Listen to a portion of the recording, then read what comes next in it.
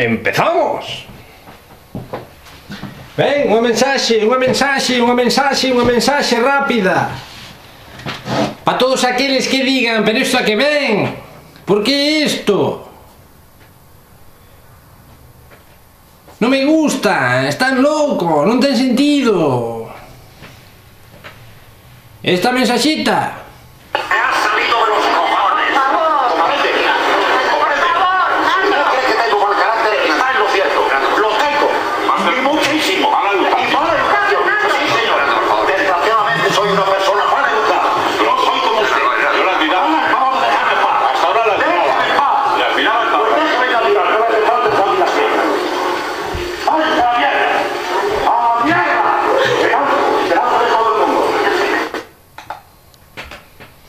e agora vamos ao rastrullo, ao allo rastrullo, ao centro, ao noso alma do negocio.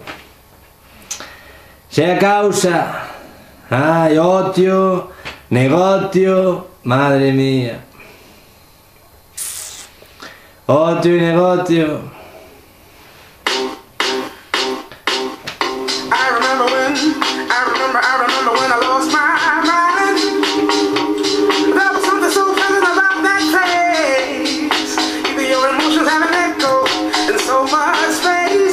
Namaste a todos os loucos do mundo. Vamos a falar dun panfleto pánfilo dos Patapí. Evofilofanía.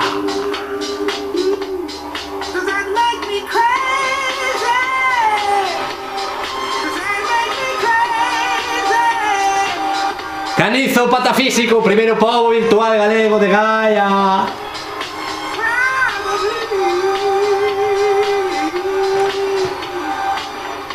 Este sobre los griegos presocráticos. La filosofía griega nace en Asia Menor. La reflexión filosófica de estos primeros hombres, los presocráticos, anteriores a Sócrates, arrancó de la naturaleza de las cosas que les rodeaban, la physis, pero lo que realmente les interesaba era el ser, su propia esencia y las leyes particulares y peculiares que los regían.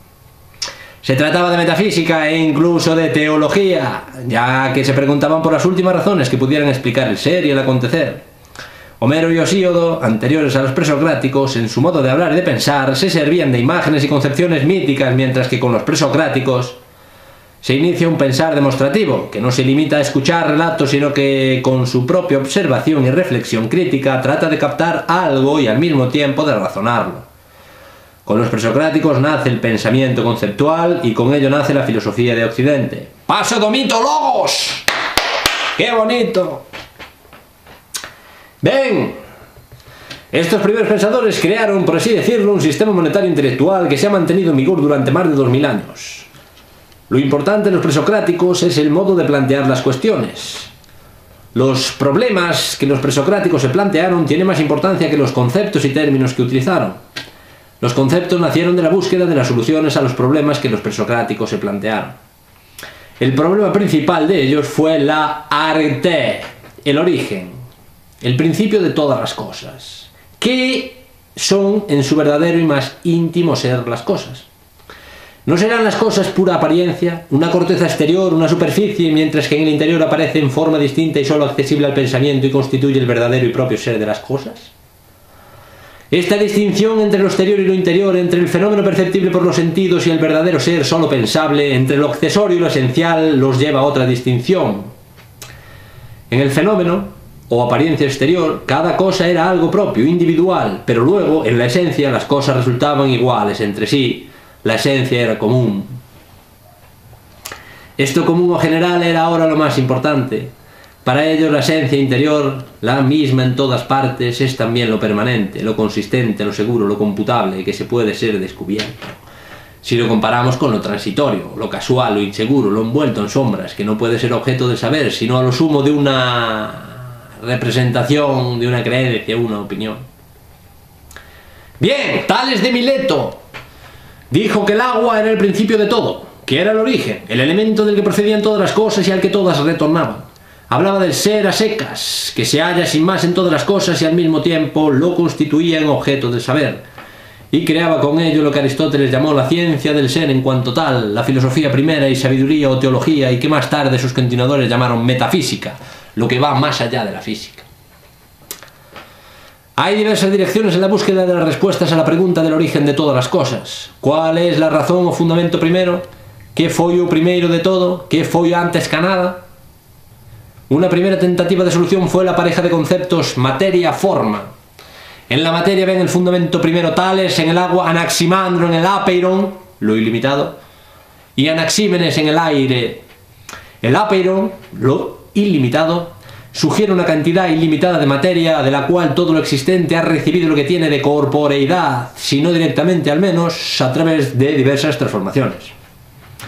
En esta materia, de estos tres filósofos presocráticos, no hay que ver meramente algo material. No son materialistas. Por materia entienden algo poderoso, fundamentador, eterno, divino.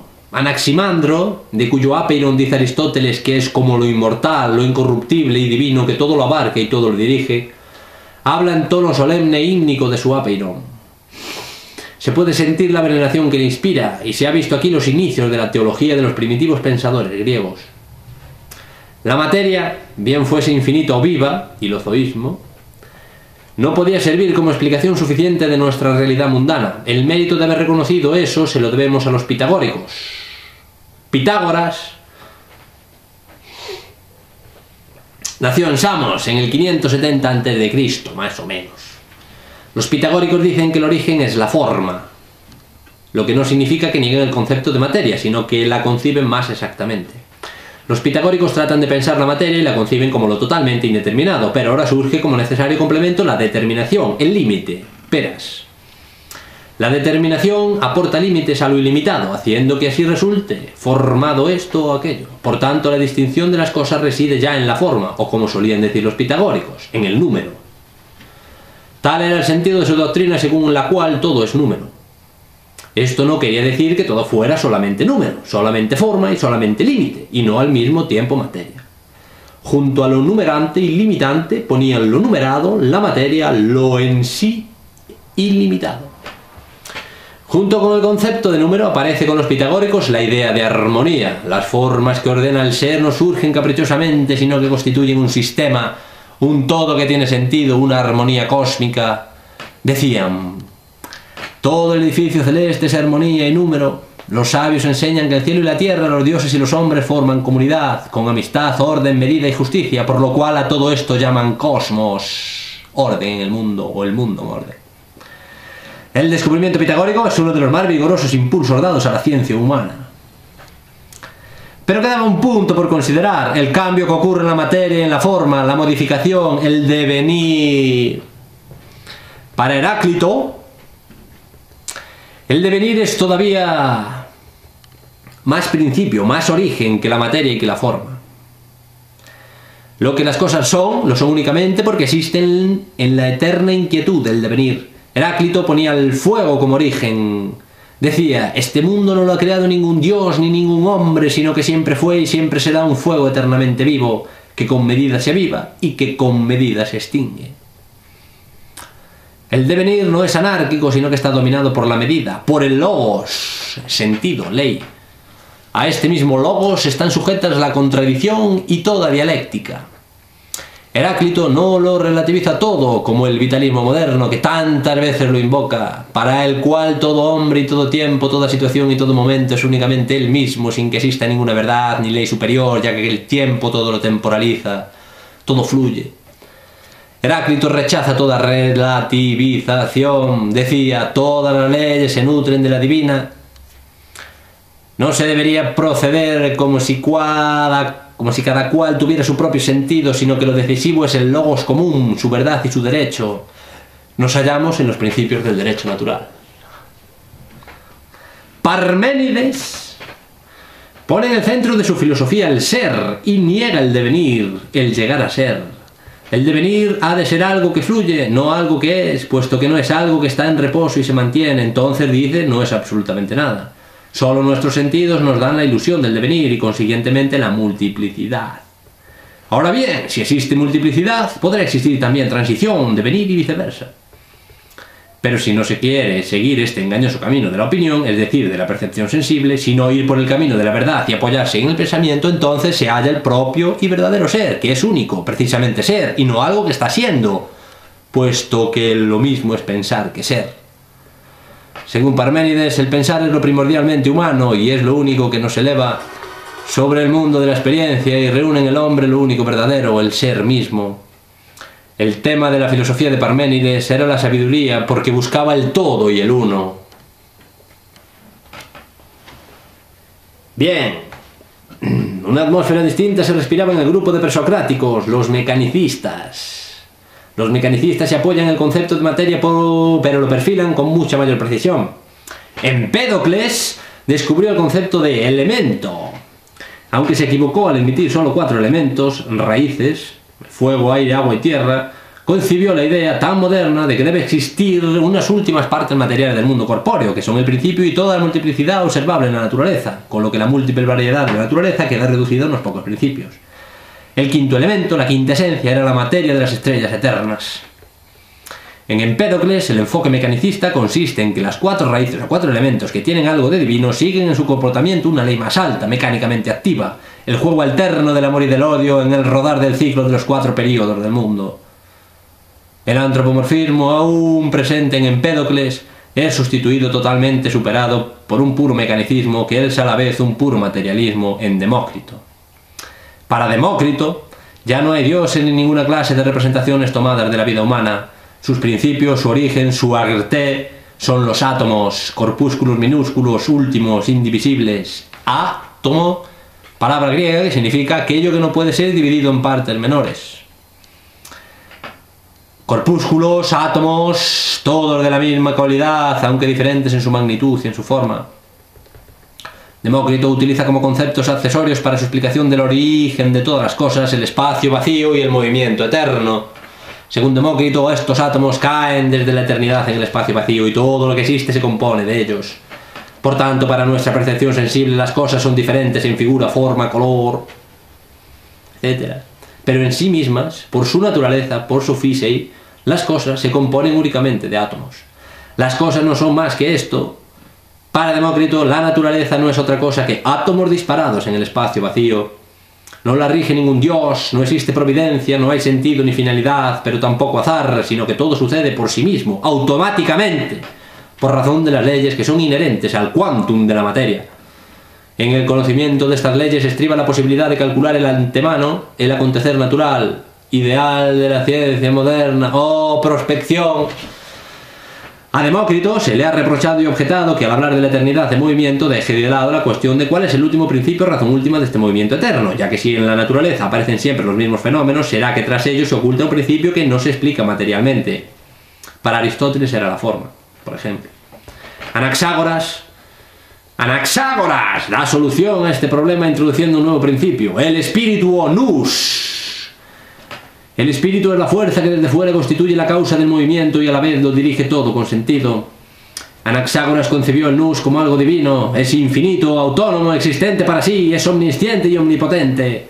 La idea de orden llega hasta las últimas partes integrantes de las cosas. Las cosas son para Anaxágoras diferentes cuantitativa y cualitativamente, de modo que lo que una cosa es en su totalidad, lo es también en cada una de sus partes. Homeomerías. Santo Anaxágoras. Gracias a Anaxágoras, la idea de orden y finalidad, teleología, vino a ser un concepto que ha ejercido un enorme influjo sobre toda la llamada teología natural, una vez que ésta se elevó a la idea de un espíritu divino, omnisapiente y creador.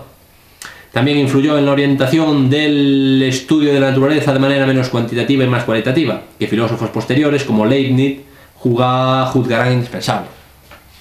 Aristóteles dijo de Anaxágoras: por eso, cuando Anaxágoras afirmó que en la naturaleza, al igual que en los seres sensibles, existe una inteligencia que es el autor del cosmos y de todo el orden que hay en ella, debió aparecer como un cuerdo en medio de locos.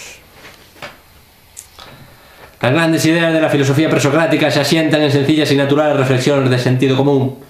Las directrices del pensamiento presocrático arrojan luz sobre el carácter del pensar filosófico en general, la filosofía es algo primordialmente humano, algo distinto de la especialización de las ciencias particulares, a la vez que algo universalmente humano y accesible por principio a todo pensar normal.